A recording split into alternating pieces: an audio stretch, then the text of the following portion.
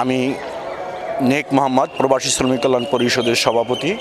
আমি আজকে এখানে শহীদ প্রেসিডেন্ট জিয়াউর রহমানের ৯০তম জন্মবার্ষিকী উপলক্ষে তার প্রতি শ্রদ্ধা জানাতে এখানে এসেছি।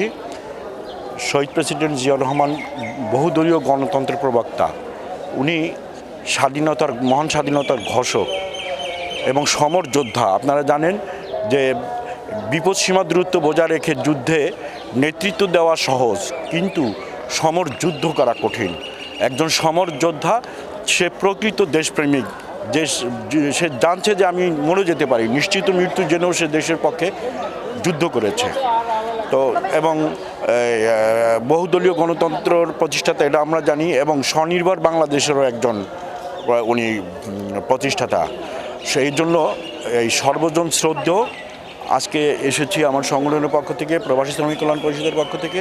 এখানে অনেকে আমার মতো এরকম এসছে, এবং জিয়া রহমানের কথা বলে আসলে শেষ করা যাবে না। শহীদ প্রেসিডেন্ট জিয়া রহমান, তার আদর্শ যে উনি ঐক্যবদ্ধভাবে একটি স্বনির্ভর বাংলাদেশ উনি গড়বেন, সেই মন্ত্রই তো উনি আমাদেরকে শিখিয়ে দিয়ে গেছেন। তারই পথ ধরে দীর্ঘদিন তিনবারের প্রধানমন্ত্রী, প্রয়াত প্রধানমন্ত্রী বেগম খালেদা জিয়া, উনিও আমাদের মাঝে আজকে নেই, উনি চলে গেছে। ইতিমধ্যে উনি সবাই ওনাকে বাংলার জননী উপাধি দিয়েছেন, আমরাও দিয়েছি। এটা সর্বজন স্বীকৃত।